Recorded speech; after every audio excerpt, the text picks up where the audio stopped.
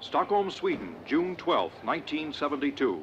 Mrs. Indira Gandhi, Prime Minister of India, arrived today to address the first United Nations Conference on the Human Environment. She was met by the Secretary General of the conference, Mr. Maurice Strong, who escorted Mrs. Gandhi to the rostrum.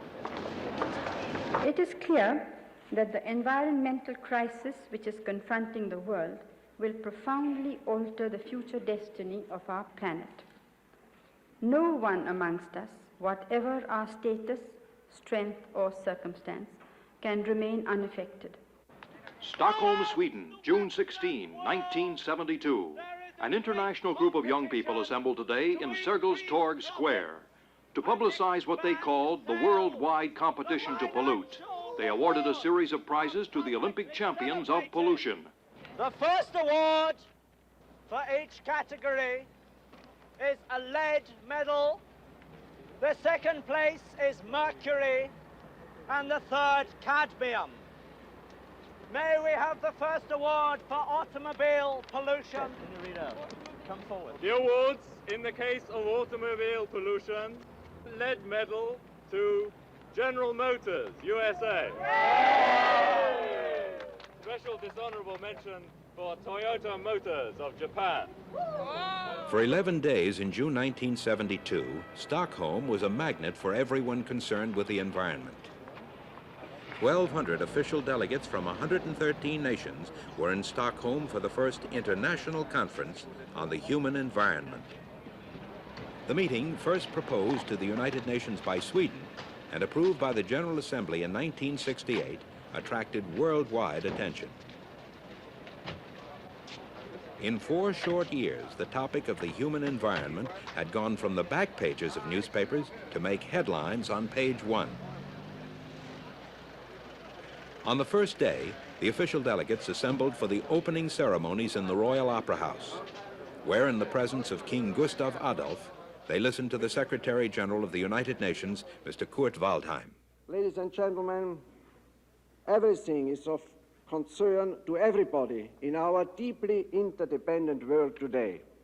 The iron rule remains. Our world is one, inseparable, and interdependent. It is this world that is threatened by the impact of man's unplanned, selfish, and ever-growing activities. No political system makes us immune to this threat. No level of economic development permits us to escape. We all face the challenge of equals, equally threatened, equally vulnerable. The crisis of human environment is a global crisis.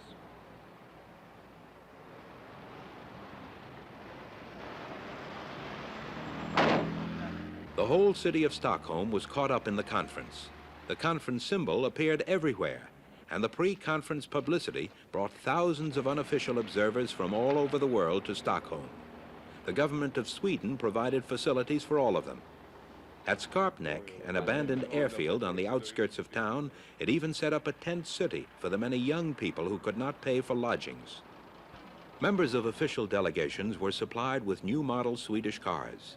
But this was a different kind of conference. The delegates were also offered the use of 200 bicycles, ecologically a more apt means of transportation. On the 5th of June, the delegates came together in the huge meeting hall of the Folkets Hus for the first plenary session of the official conference.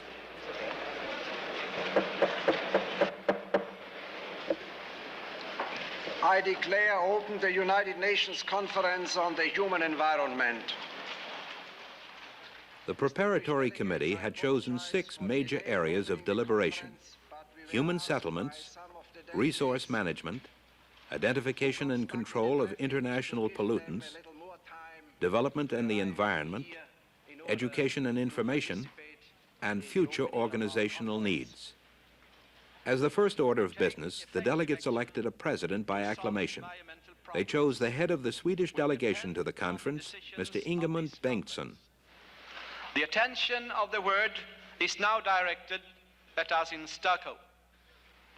Let us therefore fulfill the justified expectations of the peoples of the world that this conference will lay a lasting foundation for the continuing efforts which we must undertake to ensure a better quality of life for all.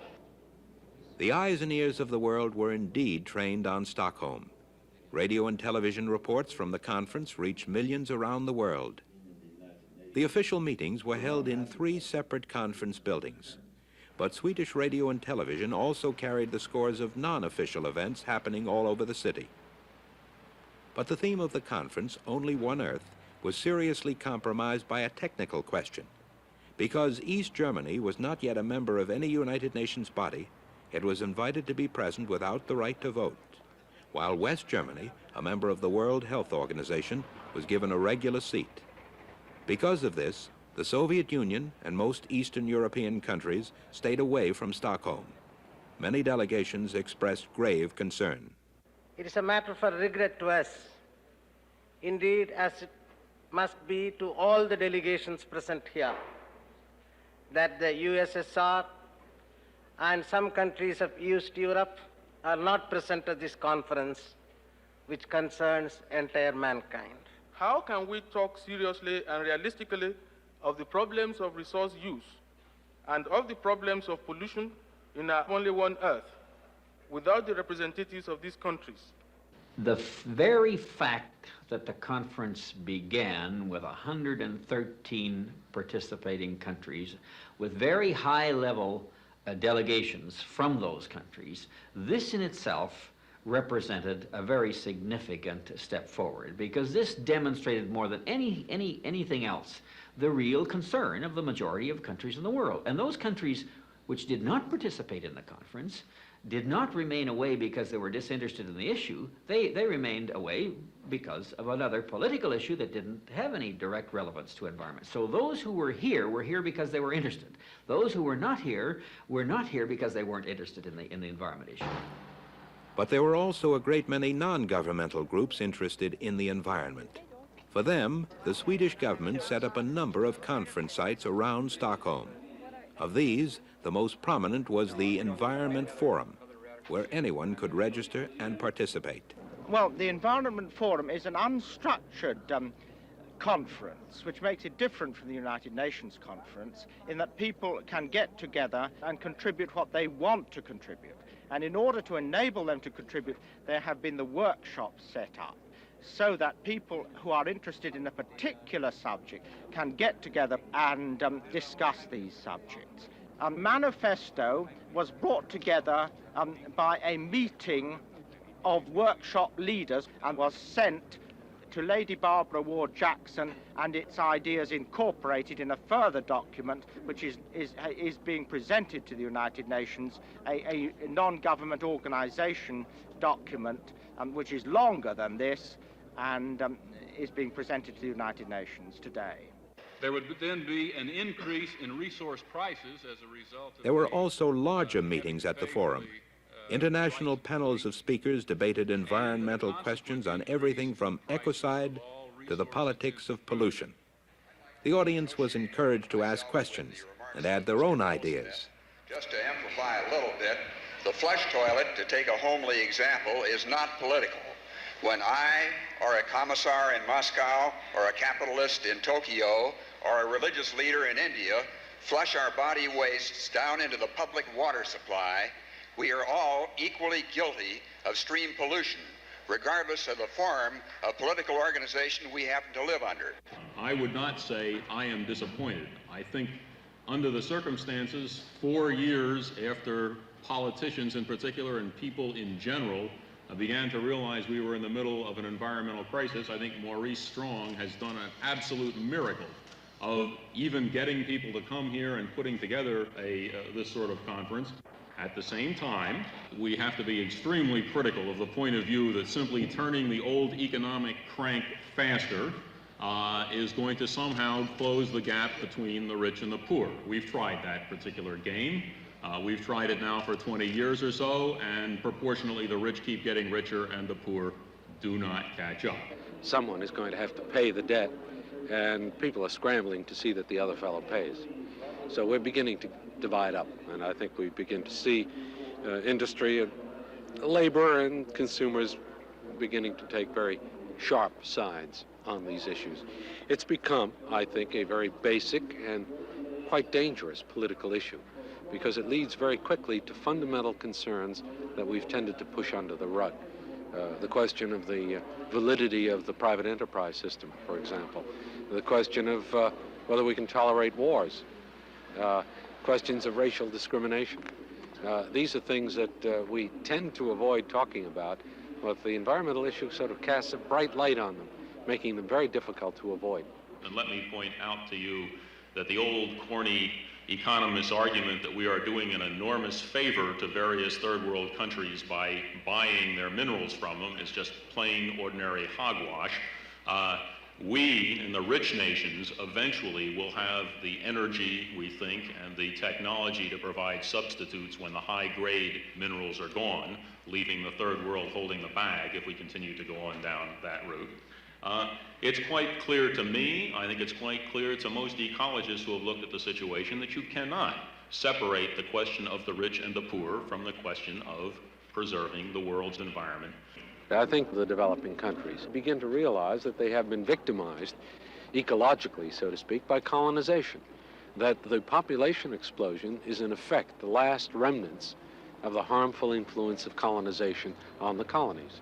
And the proposition, which I believe will come up at the official conference here, for ecological reparations, I think is a just idea, which the developing countries are putting forward, and which I think reflects very clearly their proper understanding of the ecological base of their difficulties. It must be realized that integration of environmental control programs in the economic development program of developing countries will call for additional resources which are already limited in these countries. We believe that if developed countries are genuinely interested in the improvement of the overall human environment, for after all, we all live in one world, this extra burden should be partly shared by the developed countries. The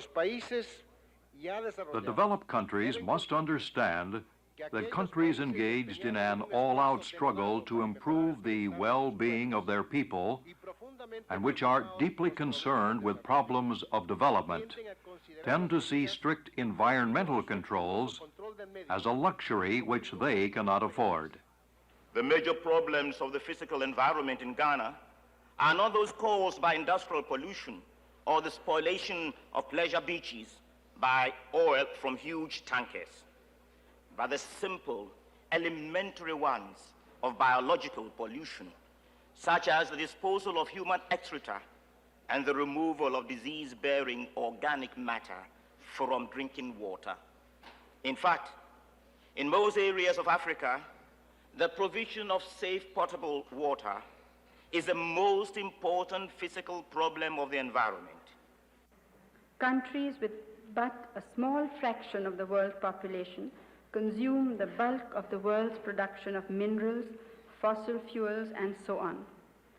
Thus, we see that when it comes to the depletion of natural resources and environmental pollution, the increase of one inhabitant in an affluent country at his level of living is equivalent to an increase of many Asians, Africans, or Latin Americans at their current material levels of living.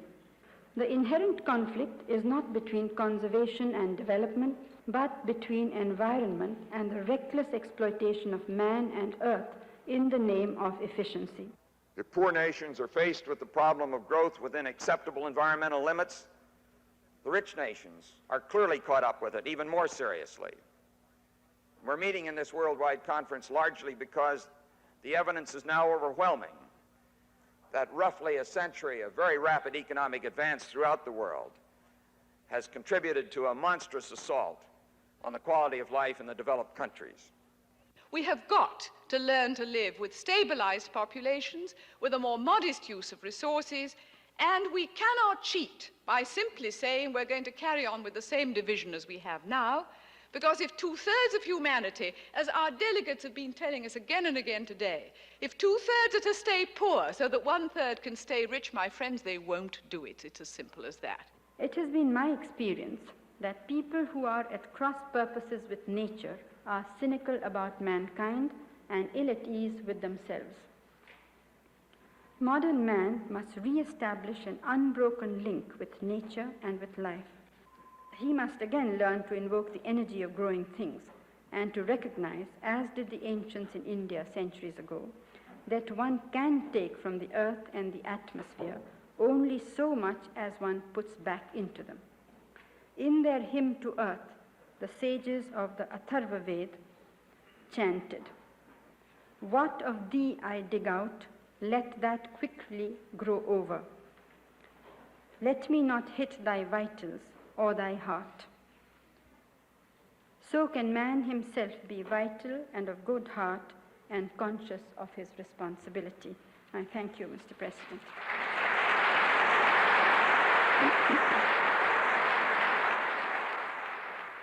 We talk about quality of life.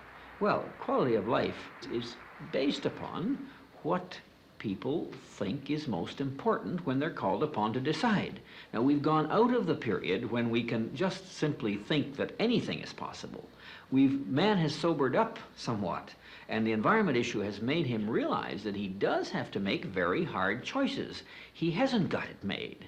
He can't have it always. He's got to decide, and in deciding, it's the deeper sense of values which is finally going to determine what he decides. Now, I believe that the general public has sensed this.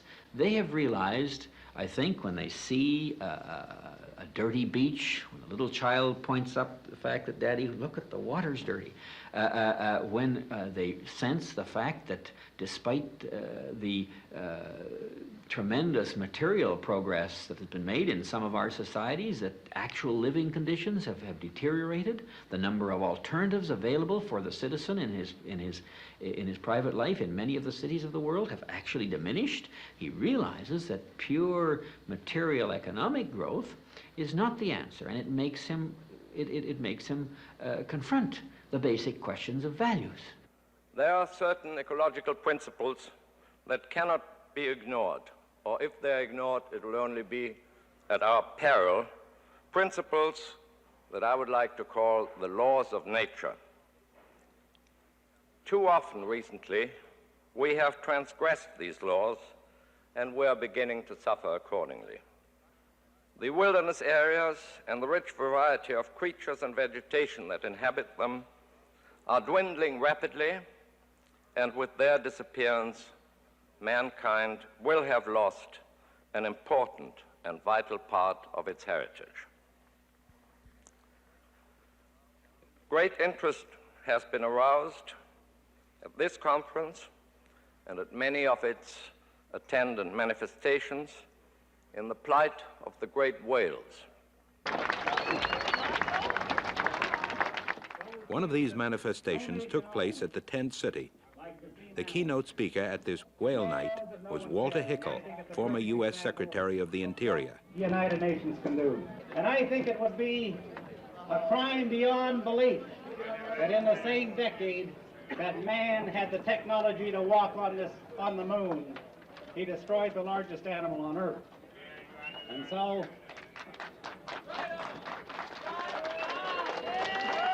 But there was also an unexpected visitor from the official conference. The United Nations organization has learned a lot from this experience, and one of the things we've learned is that we need new and better techniques of relating ourselves to the citizens groups and the non-governmental organizations, and I think this conference will show us better how to do that kind of a job, and I hope that you will continue after Stockholm the activity that you've started here. Because if we stop here, if we let government stop here, if we let international organizations stop here, if we let people stop here, it won't be long before some of the worst predictions that we've been hearing may well be upon us. Are we going to hear from our governments that they're going to sign the Environmental Declaration, that they're going to look after the oceans, that they're going to take a new look at the redistribution of world resources?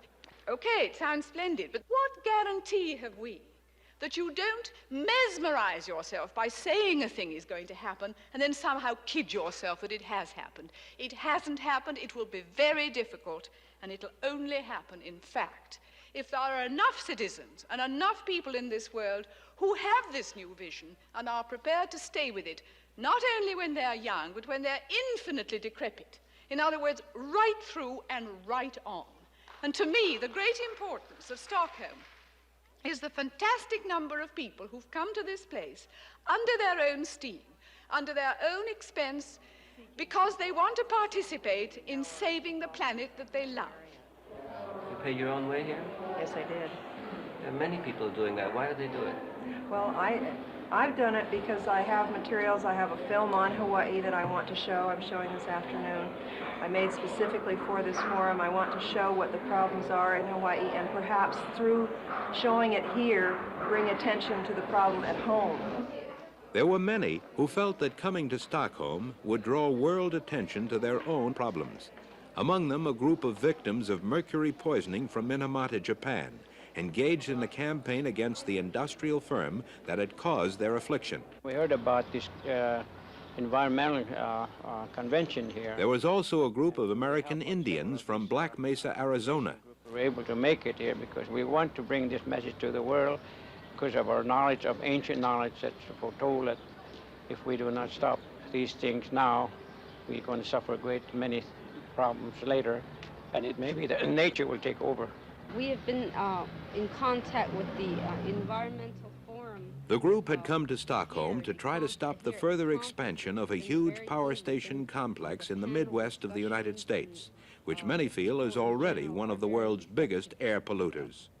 I believe that if we're going to succeed in this task of better managing our own activities on this planet, we have to do on a much larger scale what we started to do in Stockholm, and that is involve citizens, involve scientists, involve people in their private roles in the whole process by which society decides in which direction it has to move.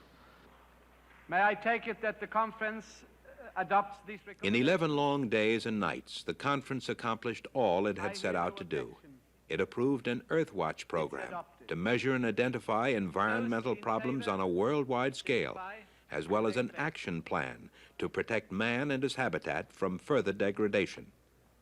But the committee working on the Declaration on the Human Environment had been given the hardest task. Mr. President, the working group on the Declaration met until 5 a.m. this morning. To draft a set of guiding principles for the preservation of our planet, one that more than 100 jealously independent nations could agree upon, was a major achievement. In its final form, the Declaration contained a preamble and a set of 26 principles stating, among others, that man has a right to an environment of quality and the responsibility to protect and improve that environment for future generations. That environmental deficiencies caused by underdevelopment could best be cured by development, and that nations should cooperate to develop international laws to compensate victims of those forms of pollution that cross national boundaries. May I consider that in view of the spontaneous approval of the representatives, it is the wish of the conference to adopt the draft resolution by acclamation? It is so decided.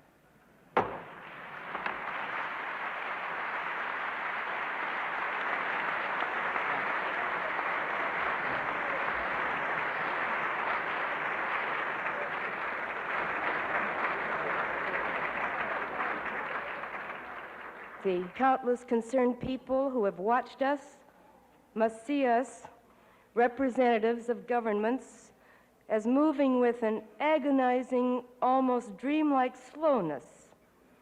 But move we do, and that's news, and it's good news. The momentum of action by governments is at last beginning to swing around to confront the questions that have been waiting years to claim our attention. What, sir, is to be our message to the world?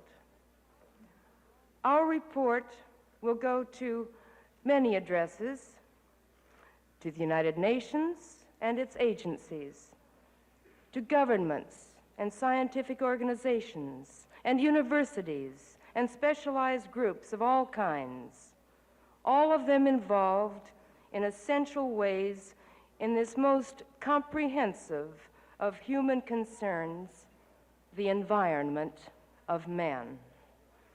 But what of the other addressee, and the most important of all, the people of the world? I think the lasting message of the Stockholm Conference will be the realization that man has come to one of those seminal points in his history where his own activities are the principal determinants of his own future, and where he realizes that he has got to subject those activities to a much more responsible management and control than he has in the past. And this has tremendous implications, not only for his relationship with the natural systems on which his life depends, but more particularly for his relations with his fellow man on this planet. And I think the awareness of this and the beginning of a program of international action to deal with this will be one of the most durable effects of the Stockholm Conference. A few days later, the visitors were gone, and the city was back to normal.